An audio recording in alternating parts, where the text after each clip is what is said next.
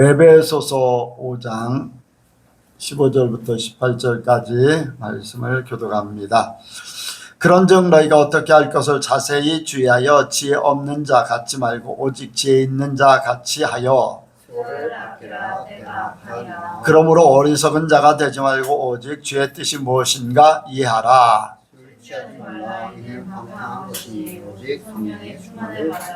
아멘. 이 시간 나누는 시간입니다. 이렇게 나누고자 하는 내용이 있으신 분들은 하시기 바랍니다. 없나요? 평안하다, 안전하다 할 때 주께서 도적같이 오신다고 그랬어요. 우리가 보면은 예전에 이제 유럽에 한 그러한 이렇게 뭐라고 할까요? 예화가 있습니다. 양치기 소년이 이제 양을 치다가 너무 심심해서 동네 사람들에게 좀 놀려주려고 늑대가 옵니다, 늑대가 옵니다 소리를 외쳤어요. 그런데 이제 사람들이 그 소리를 듣고서 달려나왔지만 늑대는 오지 않았어요. 그래 양치기 소년은 너무나 재미가 있었습니다. 그런데 동네 사람들은 그 양치기 소년에 대해서 이제 화를 내고 돌아갔습니다. 근데 이제 또 어느 정도 지나니까 또 그런 일들을 또 벌이게 됐습니다. 그러니까 양치기 소년은 양하고만 이렇게 낮에 지내다 보니까 이제 심심한 게 더했겠죠. 이제 그런 상황이다 보니까 두 번째도 그랬는데 사람들이 몰려나왔지만 늑대는 오지 않았어요. 그런데 실제적으로 늑대가 나타났을 때 양치기 소년이 외쳤어요. 그랬더니 동네 사람이 하나도 오지 않았습니다. 왜? 그 이전에 이제 그런 늑대가 오지 않는데 양치기 소년의 그러한 장난인 줄 알고 생각을 했던 거예요. 우리나라도 그랬고 이제 예전부터 주님이 오신다, 주님이 오신다 그렇습니다. 그런 이제 말들을 듣다 보니까 주님이 오시는 것에 대해서 굉장히 여유 있게 생각을 하게 돼 있어요. 여유 있게. 그래서 금방 안 오실 것 같은 그래서 우리 세대에 오지 않을 것이다라고 하는 그런 말들도 많이 또 들려오기도 합니다. 그런데 주님은 도적같이 오신다고 했어요. 사람들은 알 수가 없어요. 그러나 깨어있는 사람에게는 주님께서 알게 하신다고 했어요. 우리가 깨어 있어야 됩니다. 꼭 주님이 오시는 것뿐 아니라 우리가 주님 앞에 가는 순간도 생각을 해야 돼요. 동일합니다. 주님이 오시는 그 시간이나 우리가 주님 앞에 가는 그 시간은 영적인 시간은 똑같아요. 그러니까 우리가 항상 깨어있기를 원합니다. 세상이 어쩌하든지 뭐하든지 오늘 당장 주님 앞에 사는 삶.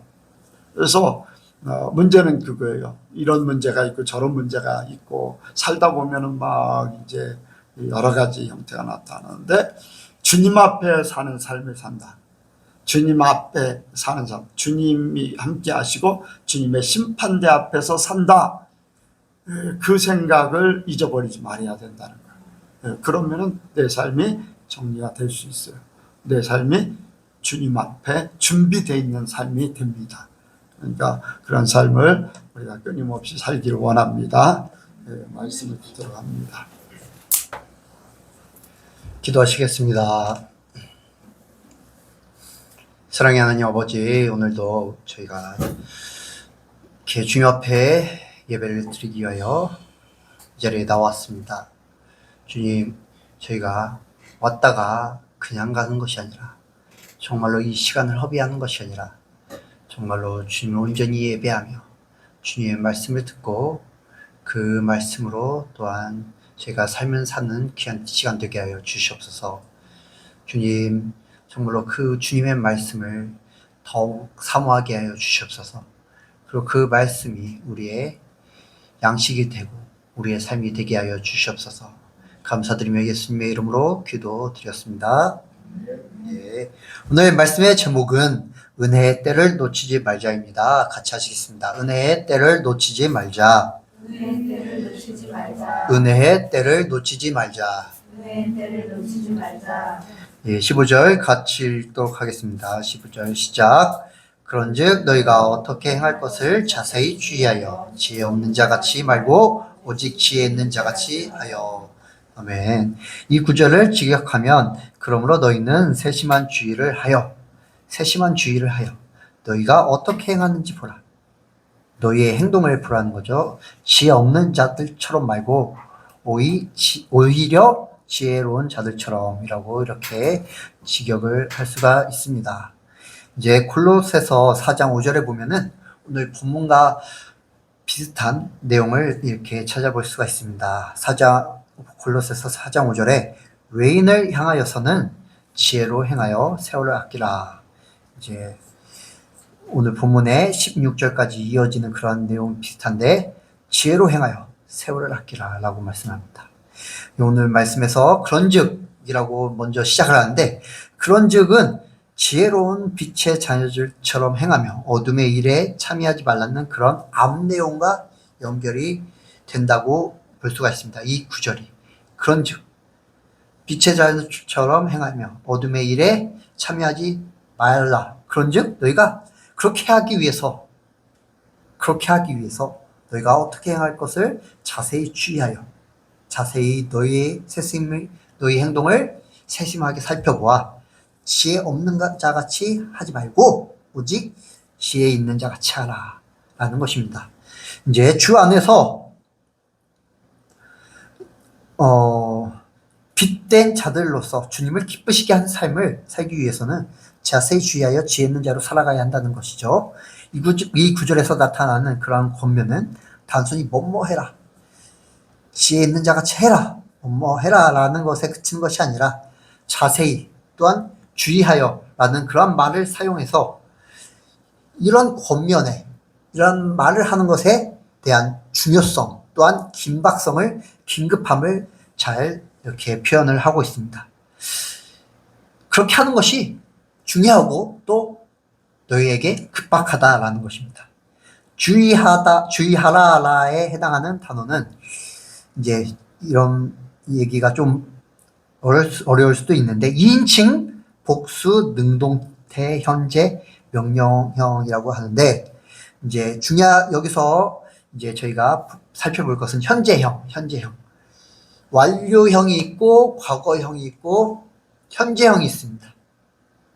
근데 여기서 현재라는 그러한 것은 계속해서 관심을 가지고 현재 계속 우리에게 일어나는 그런 일들처럼 계속 관심을 가지고 어떻게 행해야 할지를 살펴보아야 한다는 사실을 우리에게 보여주고 있는 것입니다. 또한 이제 바울은 뭐뭐 하지 말고 뭐뭐 하라 라는 표현, 지혜 없는 자같이 하지 말고 오직 지혜 있는 자같이 하라 라는 그러한 표현을 통해서 우리 그리스도인의 행동 양식을 설명을 해주고 있습니다. 본문 17절 18절에도 이러한 비슷한 양식, 똑같은 양식이 등장합니다. 뭐뭐 하지 말고 뭐뭐 하라. 지혜 있는 자의 행함과 지혜 없는 자의 행함 사이의 그러한 대조는 지혜로운 자와 어리석은 자가 대조되어 나오는 그러한 지혜 전승, 잠언에서 볼 수가 있죠. 지혜로운 자는 이렇게 행하고 어리석은 자는 이렇게 행한다라는 그러한 전승의 뿌리를 두고 있습니다. 이제 쿰란 문서 1900년대 발견된 구약 사본인데 이제 그 문서에 보면은 빛의 아들들은 지혜 안에서 행하고 어둠의 아들들은 어리석음 가운데서 행하는 것으로 표현을 하고 있습니다.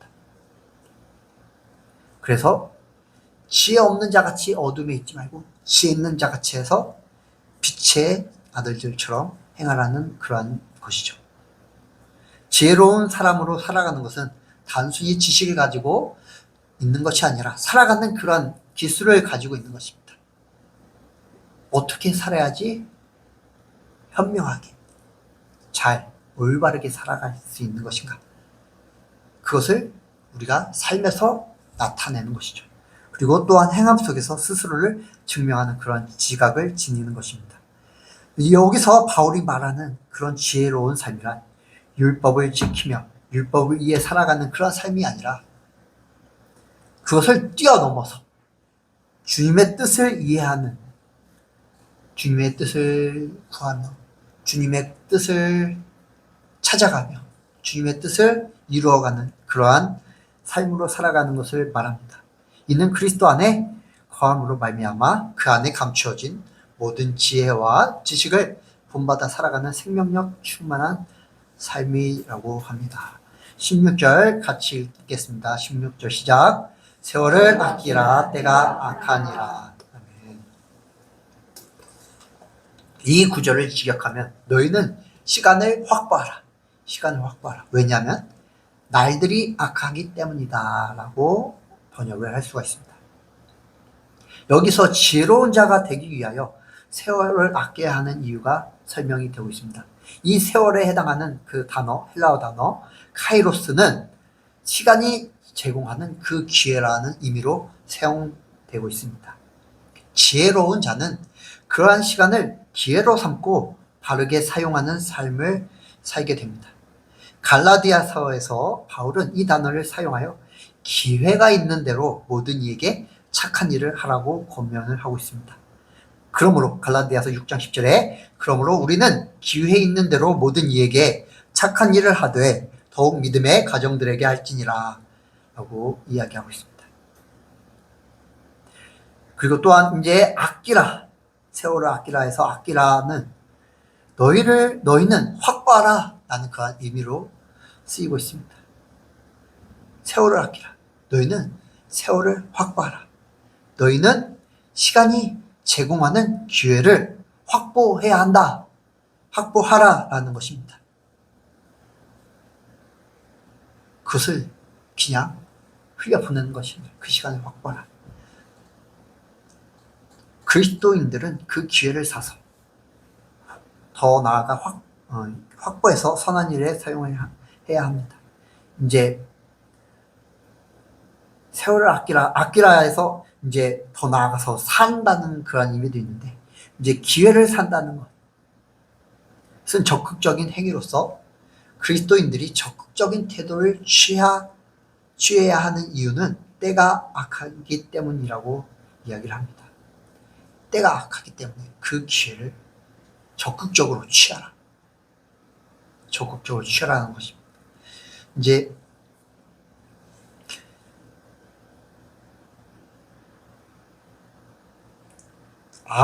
악은 때가 악하니라 해서 악은 종말의 특징으로 나타납니다. 종말. 현재 이제 종말의 시간이라고 얘기하죠. 마지막 때. 종말의 때. 그러니까 종말의 때는 너무나 악하다고 많이들 이야기합니다. 마지막 때는 주님이 오시고 성경에서도 주님이 오시기 전에는 너무나 이제 마귀들의 그러한 역사로 인해서 세상이 악하게 된다고 말씀을 하고 있습니다. 또 저희들 역시도 그렇게 이야기하고 있죠. 사람들이 흔히들 이야기하죠.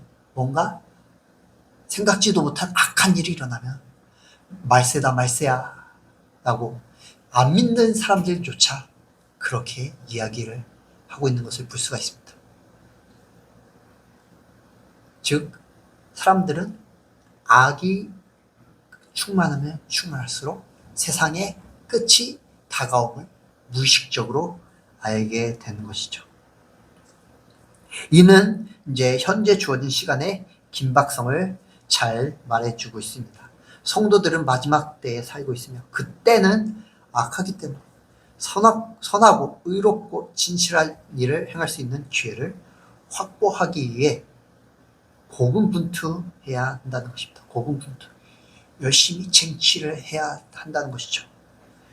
세상은 공중 권세 잡은 자의 지배 아래에 있으며 온갖 악이 도사리고 있습니다. 그럼에도 불구하고 세상은 그리스도인에게 있어서 선을 행할 수 있는 기회의 때이기도 하다는 것입니다. 이는 어둠 속에서 빛으로 살아가야만 하는 그리스도인의 모습입니다. 우리가 이 세상에 있을 때 우리가 정말로 하나님의 뜻을 구하며 지혜로운 자, 그러한 빛의 자녀들처럼 행할 수 있는 그런 기회가 있는 것입니다. 이 땅을 떠나서 하나님 앞에 갔을 때는 그 기회가 전혀 없게 되는 것이죠. 사라지게 되는 것이죠.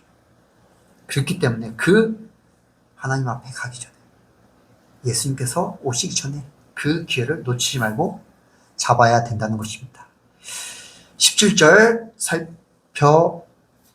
살펴보겠습니다. 17절.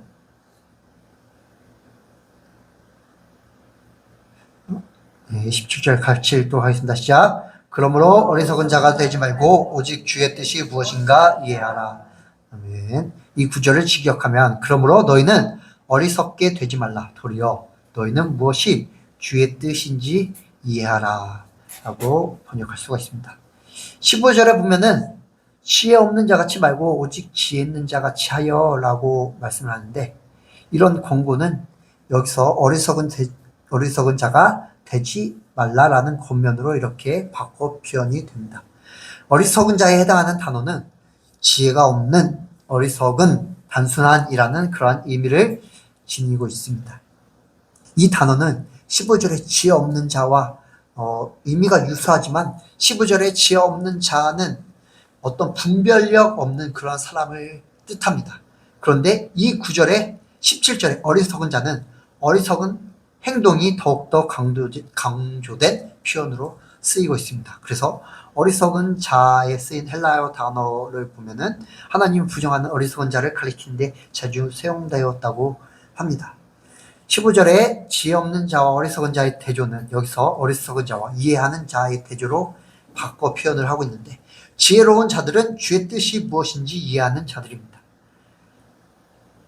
지혜로운 자들, 주의 뜻이 무엇인지 이해하는 자들이라는 것입니다. 골로새서에서 바울은 모든 신령한 지혜와 총명에 하나님의 뜻을 아는 것을 채우게 해달라고 강구를 하고 있습니다. 골로새서 1장 9절에 이로써 우리도 듣던 날부터 너희를 위하여 기도하기를 그치지 아니하고 구하노니 너희로 하여금 모든 신령한 지혜와 총명에 하나님의 뜻을 아는 것으로 채우게 하시고, 또한 로마서에서는 하나님의 뜻이 무엇인지 분별하라고 권면을 하고 있습니다. 로마서 12장 2절에 너희는 이 세대를 본받지 말고 오직 마음을 새롭게 함으로 변화를 받아 하나님의 선하시고 기뻐하시고 온전하신 뜻이 무엇인지 분별하도록 하라 라고 말씀을 하고 계시죠. 여기 27절에서는 주의 뜻이 무엇인가로 이렇게 되어 있어서, 주라고 하면 누구죠? 예수 그리스도시죠. 예수 그리스도의 뜻을 강조하며 이미 사도를 통하여 에베소 교인들이 그리스도의 가르침을 받았다는 사실을 이렇게 전제를 하고 있습니다. 그러나 이제 하나님의 뜻이 그리스도 안에서 이루어지기 때문에 이 둘은 결국 같은 의미를 지니고 있다고 우리는 볼 수가 있는 것이죠. 이해하라는 분명히 인식하다라는 그러한 이미지를 지니고 있는 현재 명령형입니다. 여기서 현재 시제는 주의 뜻이 무엇인지 분명히 인식하고 노력하는 그런 노력이 계속되어야 한다는 사실을 우리에게 보여주고 있습니다.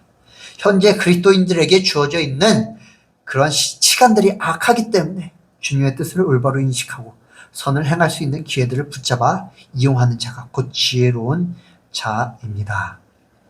18절 같이 읽도록 하겠습니다. 시작. 술 취하지 말라. 이는 방탕한 것이니 오직 성령의 충만을 받으라. 아멘. 이 구절을 직역하면, 그리고 너희는 포도주에 취하게 되지 말라. 그것에 방탕이 있다. 포도주에 취하게 되면 방탕하게 된다는 것입니다. 도리어 너희는 영 가운데 충만하게 되라입니다. 이 문장도 이제 15절, 17절에 이어 뭐뭐 하지 말고 뭐뭐 하라라는 표현으로 되어 있습니다. 여기서 이제 어두움과 빛의 대조, 또한 어리석음과 지혜의 대조, 또한 여기서는 술 취함과 성령 충만의 대조로 이어집니다. 15절에 이제 15절이 아니군요.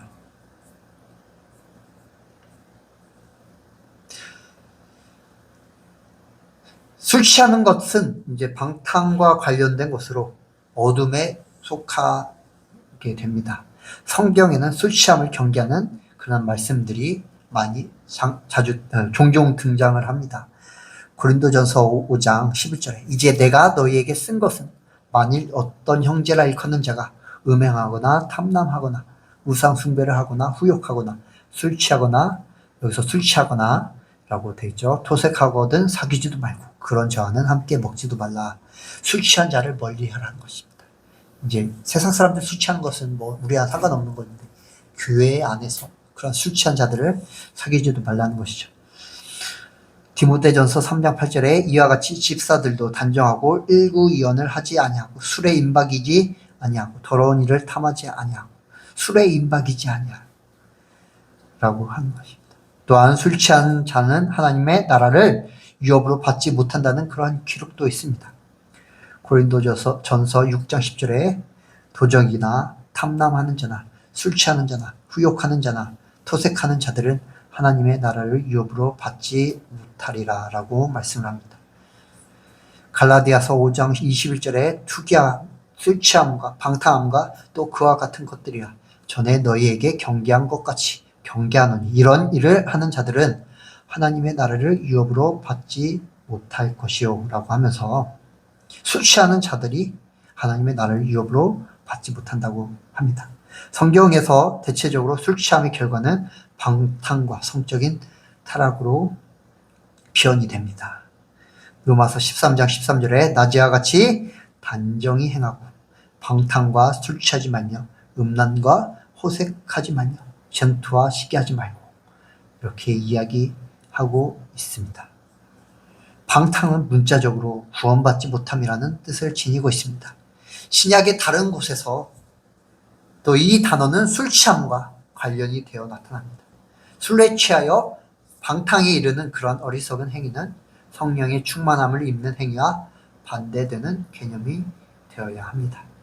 오직 여기서 이제 오직 성령의 충만을 받으라 해서 오직은 성령의 충만을 강조하는 역할을 하고 있습니다. 있는 그리스도인이라면 무엇보다도 하나님의 성령의 다스림을 입어야 한다는 그런 사실을 우리에게 보여주고 있습니다. 성령에 해당하는 엔프뉴마티에서 이제 헬라어인데 엔프뉴마티 엔이라는 그런 전치사가 있습니다. 엔이 뭐뭐 안에라고 라는 그러한 뜻인데 그리스도인들이 성령 안에 있어서 성령에 의해 충만해져야 한다는 사실을 말해주고 있는 것입니다. 또한 충만을 받으라는 가득 채우다라는 그런 의미를 지니고 있습니다. 이는 성령으로 가득 체험을 받아서 성령께서 주관하시도록 하라는 것입니다. 우리가 술 취한 사람들은 어떻게 이야기합니까? 술에 절어 있다라는 그런 표현을 사용을 하기도 하죠. 우리는 성령에 절어 있어야 됩니다. 성령으로 우리가 푹 담겨 있어야 됩니다. 이제 김치 종류를 담글 때 그게 푹 익히도록 바깥에 오랫동안 놔두죠. 우리도 성령에 푹 익어야 되는 줄 믿습니다. 그러기 위해서는 항상 성령 안에 있고 성령에 노출되어야 합니다.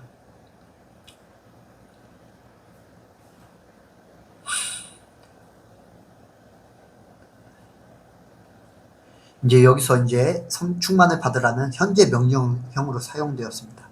이는 성령 충만이 지속되어 어두운 세상 가운데서 빛으로 살아가야 한다는 사실을 보여주고 있습니다.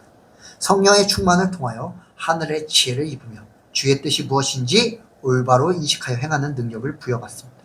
성령의 충만은 성령의 열매 맺는 삶으로 나타나는 것과 같이 주의 뜻을 이해한다는 것은 구체적인 실천의 삶과 직결됩니다. 야고보서 2장 26절 영혼 없는 몸이 죽은 것 같이 행함이 없는 믿음은 죽은 것이라.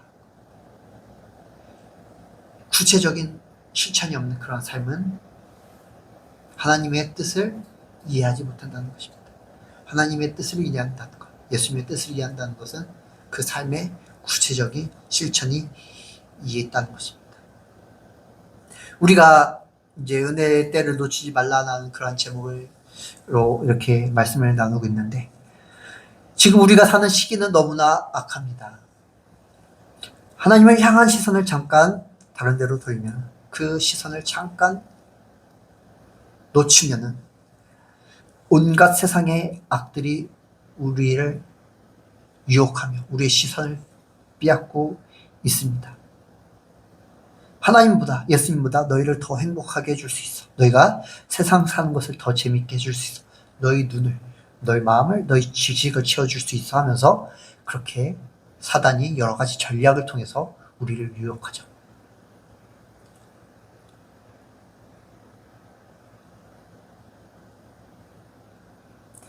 예배에 참석하지 못하게 하고, 기도하지 못하게 하고, 성경 보지 못하게 하고, 잠깐 이 정도면 괜찮아 하면서 하나님을 향한 시선을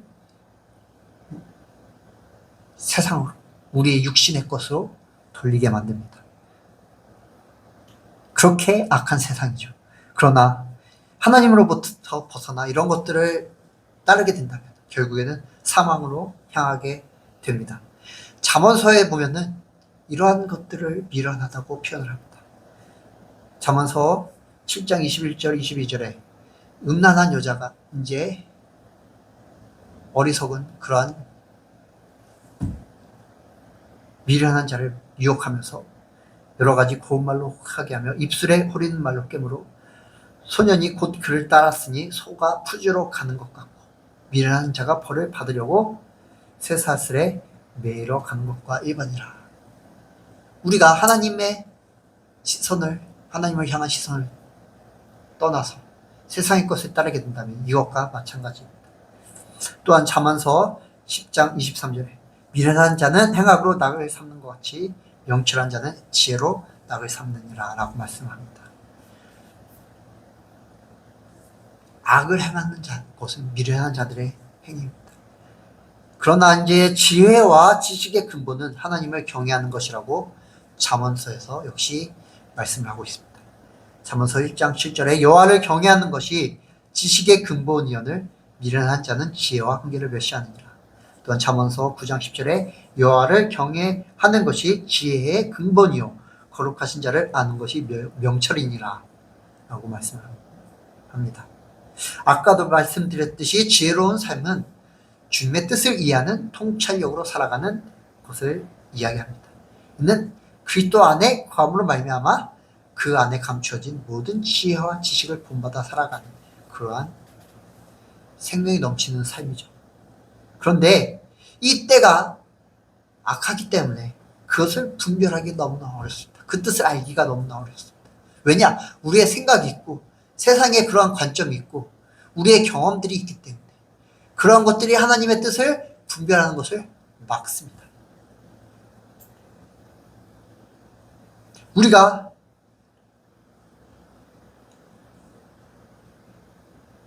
그래서 사도 바울은 세월을 아끼라 라고 우리에게 권면을 하고 있는 것입니다.